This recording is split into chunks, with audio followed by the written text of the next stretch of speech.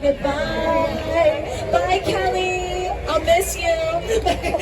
One of my other kind friends. Once again, my name is Emily, accompanied by Aubrey, our driver. We have one more very special co-host to introduce you to. Might recognize him from The Tonight Show. Here is Mr. Jimmy Fallon. Oh, hey there. You made it. Welcome to the Universal Studio Tour. I'm Jimmy Fallon. I'll be making sure that you get through this experience in one piece. You've got the very best guide. Emily. And the greatest driver. Aubrey. They're the best. I love them. Even though Emily. owes me $5. But I I thought know you guys are coffee. excited to get on the tour, but first, a few safety rules. That's right, everybody. It's a very important piece of safety information, so please listen carefully. First, if you have a medical emergency or drop something of value off the side of the tram or have any major sound or video issues, reach up and grab that red emergency cord that runs along the center of the ceiling of the tram, but remain seated. I'll come back and assist you as soon as it is safe to do so. Otherwise, during this entire tour, as the studio is private property, you must remain on board this tram, keeping your arms, legs, and personal items within the gates at all times. But if you accidentally drop your phone or can't wait to use the restroom, go ahead and pull that red cord and I'll come help you out. No smoking of any kind is allowed during the tour. And be prepared, it will feature loud noises, sudden tram movements, fire effects, and water effects. So have your cameras out and ready for photos, but just keep them secure. And finally, no use of selfie sticks while you're on board. All right, everybody, who's taking this tram ride for the first time today? Raise your hands. Hey, first timers, welcome aboard. And on the flip side, who's done this like 100 times because you love it so much? Raise your hands. I see a 100-timer back there. Welcome back, everybody. We're going to have a good time. We're headed down our timeline right now at Universal, and over the past century of filmmaking, we have been home to thousands of movies and TV shows over the years. We were founded in 1915 by a man by the name of Carl Laemmle, and he nicknamed this place the strangest city in the world because we are in fact a real city, complete with our own zip code and emergency services. Starting over here on the right hand side, this is our fire station. It's not props or actors, they're here 24/7 making sure that we stay safe. And while we are a real city, we're missing one thing, and that is residents. Other than, of course, the beloved characters we've seen on screen over the years, but our other residents, so to speak, are actors and directors and crew members. They come and go as needed for the filmmaking process. And thanks to streaming services like Peacock, we are busier than ever right now as the demand for new content is booming. But you know what? We're also very busy on the theme park side of things as well. We are super excited to announce that Super Nintendo World will be opening here at Universal Studios Hollywood in early 2023. For updates, you can see our website and the social media accounts. Can I get a woohoo for my Mario fans on board? Hooray! Actually, take one to the right and look up. You can actually see some of the construction that's going on for Super Nintendo World, including a little flag like you'd see at the end of any Mario level. So come check us out early next year. Oh, quiet zone.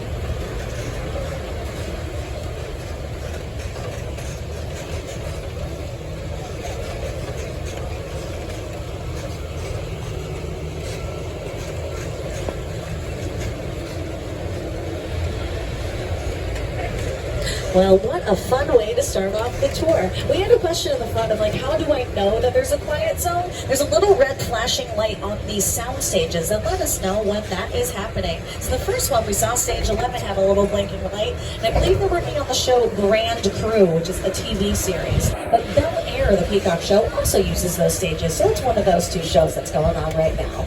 And sound stages are essentially these large warehouses that can be transformed into any interior that you need. Across the way on your left is Soundstage 14. That's one of the largest on the lot, standing at about 20,000 square feet. And it's been home to some big budget movies like Dr. Seuss's How the Grinch Stole Christmas with Jim Carrey. This is where they built Mount Crumpet. And then that film was directed by Ron Howard. And he also did another film here, which was Apollo 13 with Tom Hanks. They filmed their mission control sequences right here.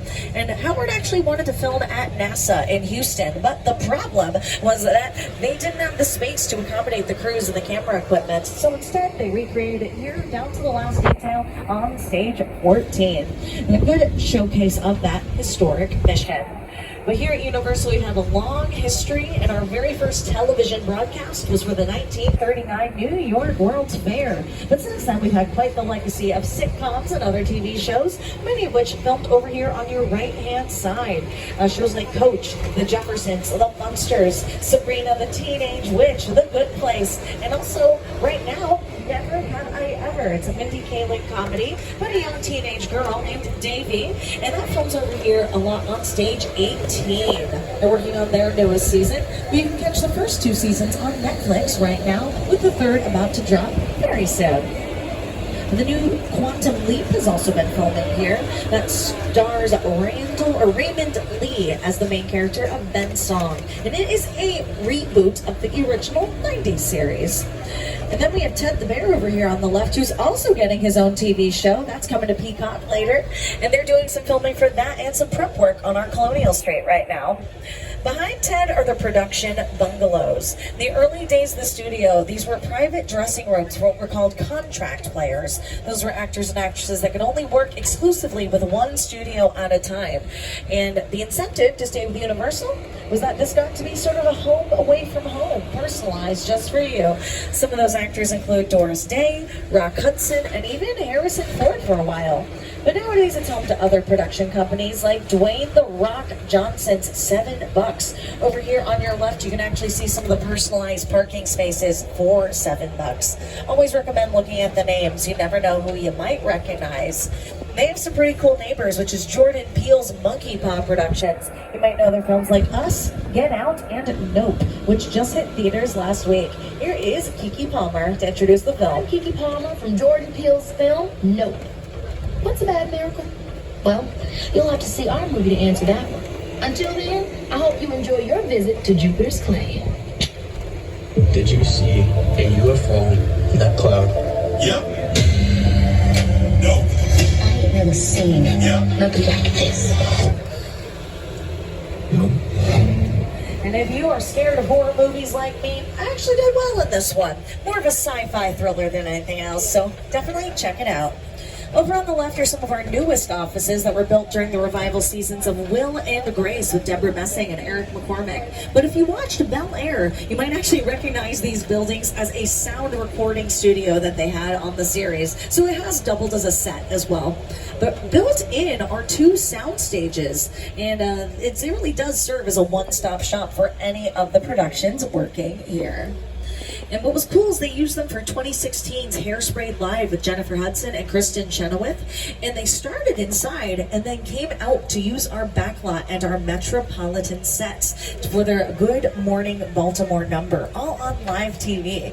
And our Metropolitan sets are coming up on our left-hand side, so keep looking that direction. And they really service any major city. You just have to change them up a little bit. Looks like they're actually working on some production. You can see it dressed up a little more like a real city compared to what you would usually see here. It's usually like a blank canvas. You don't see those construction things that are happening there or any of the signage that's in the windows. It is a blank slate. But it can be used as any major city. It is based on New York. And here is once again our co-host of the show, Jimmy Fallon, to tell us a little bit more about New York Street. Hey everyone, welcome to New York. I got my start right here in New York on Saturday Night Live. This is actually my old neighborhood. Once got mugged over there by an old woman. Tough lady. This is my favorite hot dog guy. Hey buddy, how's it going? Remember me? No. Just like old times. Gotta love New York City. Hey, I'm walking here. It's cool, guys. I was just walking there. So it's not exactly New York, but a lot of times when you see New York in the movies, it was shot right here on the Universal Metro sets. If you can make it here, you can make it anywhere. Even if you make it here on the Universal lot. All right, everybody, get your cameras ready because we are heading into our New York Street as we speak. Home to its own shops and theaters and even a replica of the Macy's in Herald Square in New York, where our friends at the Today Show host the annual Macy's Thanksgiving Day Parade. And now I want to point something out that's kind of fun, at least to me it's fun. Over on your left is this painted backdrop, which does a great job of hiding any production vehicles that we need to store back there, so it doesn't look like a fake city, you know, but it really is. He's got to look closely. You might not even realize that these buildings are not real. Essentially, they are shells that are dressed up to look like a building, but there's really nothing inside. Some of them don't even have a back entrance. It's just a blank piece of wall on the other side. Very interesting. There's no plumbing, no electrical system, but it looks pretty from the outside. And with set dressing, that's where it really comes to life. But as we pull forward, take a look to the right and look to the far block as we come into this open alleyway. You're going to see some steps and those black lamp posts. That is where they did some scenes from Home Alone 2, Lost in New York, where a young Kevin McAllister went looking for his uncle's renovated apartment. Kevin, played by Macaulay Culkin. If anyone watched American Ninja Warrior in their latest season, this is where they had the obstacle course for the LA qualifiers. They built it actually on that far street where you see the steps and this blue glass building over there. Looks like we got some rigging equipment for some lighting that's happening later. So pretty cool. I believe they're shooting a music video today. I'm not sure for who. Sometimes they don't tell us those things, NDAs and stuff, you know. But hey, we're in the presence, and if we see it, you can take a picture of it, of course. And now we're coming upon this brick wall, at least the first couple of cars. Take a close look at it. And guess how many bricks it took to build this wall here? We got 2 million as a guess. Any other guesses? Okay. The answer is actually 0. Because it is a painted backdrop and a wallpaper all combined together to kind of make it look like bricks. But it kind of helps back up speed of production and production costs. And if they ever needed something else other than a brick wall, they could just take it on down. And one last glimpse of our little city sets over here on the right-hand side before we take off and head into the jungle. Here is acclaimed director Peter Jackson to tell us a little bit more about his epic adaptation of King Kong. It's the original King Kong that made me want to direct movies. I saw that movie on TV when I was about 8 or 9 years old, and I wanted to become a filmmaker. I like films that just take you away from your real life and sweep you up on the edge. Kong literally does that. I mean, you're on board the ship, you're sailing to a lost island, you're encountering monsters and creatures from, prehistoric times. So I was thrilled when Universal invited me back to Skull Island, and it's great to have you along for the ride. Now, we have created this 3D immersive experience, so you're going to have your glasses ready. Don't put them on yet, but just have them in your hand because we're about to return to Skull Island. We really put a lot of thought into the character and personality of Kong, and he's so much more than a monster. In fact, he's not a monster. He is an incredibly majestic, ancient creature. He's a force of nature. He's old, he's wise, he's proud, he's fierce, and obviously he has a heart. All right, everybody, before we go on our adventure to Skull Island, please take a second to secure your loose belongings, hats, water bottles, sunglasses, backpacks, because it's about to get pretty bumpy on our adventure here. And also, if you're going to be taking any photos or videos, make sure you have your flash photography turned off, as it can mess with some of the sensors inside of the building. We don't want to accidentally shut down our ride, and of course, remain seated. And let's tell King Kong that we're on our way by giving him a good roar on the count of 3. Ready? 1, 2, 3! Roar! I think we need to be just a little bit louder. We're in a tunnel. Have fun. 1, 2, 3! Roar! Here we go, everybody. We're on our way to Skull Island.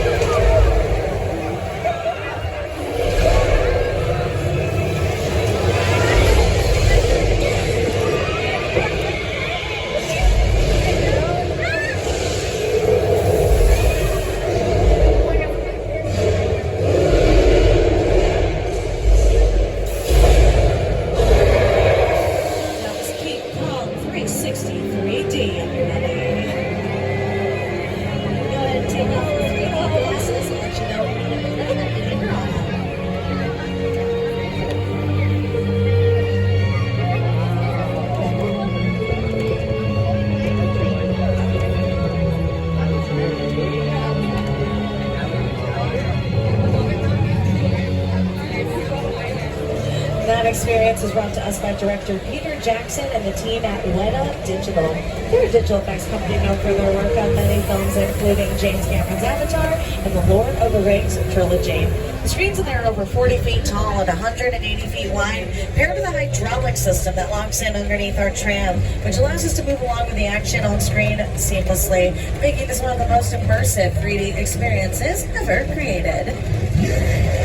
With a project like the studio tour, the audience is in the middle of the environment. They're looking in all directions. There's creatures coming at them. They're seeing Kong from this side and T-Rexes from the other side. Working on a movie, we always remember people they're looking straight ahead, they're looking at the shot that we're working on. Here you have to take into account that people are looking in all directions. Also, one of the things about this ride, unlike the movies that we're used to working on, there's no cuts because it's one giant shot, and this tram that's driving along through Skull Island is where the camera's from. This ring represents where the screen is 10 meters away. The original creation, about 50 minutes of a feature film. That amount of visual information, that number of pixels, and presenting them to the audience, it's a hell of a ride.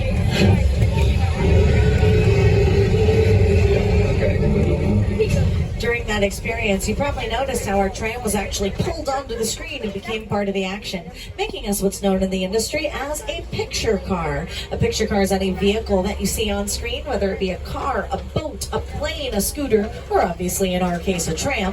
But I think you're probably ready to see some more exciting vehicles than one you've already been on. So get your cameras ready. They're all going to be on the left-hand side, but we're about to share with you some of the picture cars from the Universal Collection here. And once again, of course, I just got to remind you all to remain seated. I know these cars can be very exciting, but you got to stay in those seats. But you can hold your cameras up, of course, if you need. Here we go, Universal's picture cars. First up, we have KITT from the Knight Rider series. And fun fact, for anyone who is a fan of Boy Meets World, the voice of KITT is Bill Daniels, who was Mr. Feeney in Boy Meets World. And then up next is Magnum PI's Ferrari here. And I really wish we could have the Magnum PI theme music. I think it would be a great car montage scene. And then we're going far, far into the future of 2015. And we have some of those custom builds right here from Back to the Future too. And now we're blasting to the past all the way to the bedrock. This is the Flintstones. The car is driven by our friends Barney and Fred. Then coming up, one of my favorite vehicles here, the Ford Anglia from Harry Potter and the Chamber of Secrets. That was the Weasley family's flying car. Up next, Paul Walker's Nissan Skyline from Fast and the Furious. And then some very exciting cars from the Jurassic Park franchise, including that very futuristic gyrosphere in the middle there from Jurassic World. A picture boat from Jordan Peele's Us. And then take a look at this tank from Transformers. But upon closer inspection, you might notice it's not actually a tank. It is a shell made of wood that they've put around another vehicle to make it look like a tank. When you're not the main star, especially in Transformers, that is definitely the big robots that we're focusing on, you don't have to put quite as much detail into the things that get a smaller amount of screen time. Also both budget and production speed. But now we're headed somewhere where no expense was spared. Welcome to John Hammond's greatest creation. Welcome to Jurassic Park.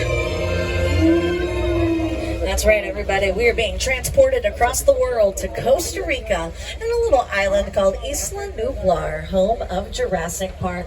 On either side of the tram, you're going to see some props from the original trilogy. Starting on the right, this little boat that was seen in Jurassic Park 3 or JP3. And then on the left, this cage with some ferocious claw marks on it. But behind the cage is this mobile lab in the camouflage. This was featured in The Lost World. That was the second film. Also starred Julianne Moore. The theme music was composed by a man named John Williams. You might know his other famous songs like Star Wars, Superman, Indiana Jones. And here's just a little taste of his Jurassic Park music.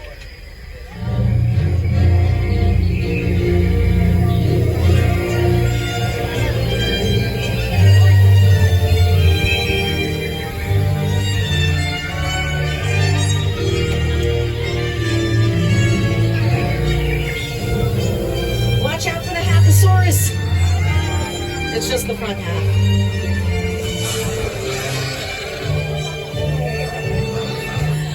The other dinosaur dinosaurs you met back there are actually called animatronics. Essentially, the ones that used in the film were robotic puppets that were very advanced, which allowed our actors to have a realistic scene partner. And multiple puppeteers control them. One can do the eyes, another can make it look like it's breathing, and just so many come together to make it work as a almost real organism.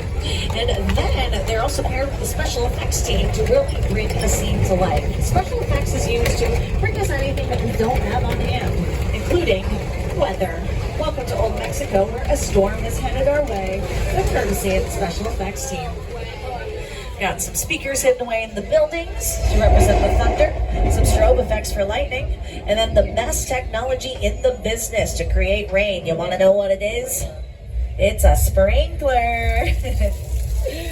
And if anybody is filming this rain right now, you might notice how it doesn't show up on your camera the same way it does in the naked eye. And that's because rain is translucent, making it very difficult for the camera to pick up at all. So to make this work in a movie, you have to light it very specifically and then use a lot of it. So this torrential downpour we're looking at is more of a romantic drizzle on screen. But our special effects team is so good at what they do. They can make more than just rain. Oh yes. They can make natural disasters. Take cover, everybody.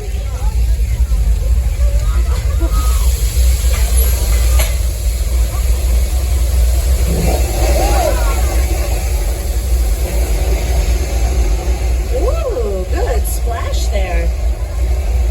You can see how this was used in Big Fat Liar with Paul Giamatti and Frankie Muniz.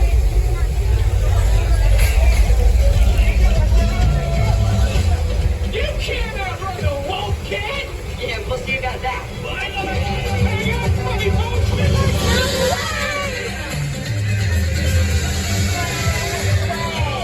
There he goes. Other films they've shot in Old Mexico include Nacho Libre with Jack Black and some episodes of the first season of Westworld, the HBO series. We're actually headed to the West ourselves, with the Old West originally constructed for the silent film era. Welcome to a town called 6 Points, home to many classic cowboys over the years. John Wayne, Clint Eastwood, Robert Redford, Jimmy Stewart, and many more. We can also add Brad Pitt and Leonardo DiCaprio to this list, as they were here for Quentin Tarantino's Once Upon a Time in Hollywood, along with Margot Robbie and Austin Butler of Elvis fame.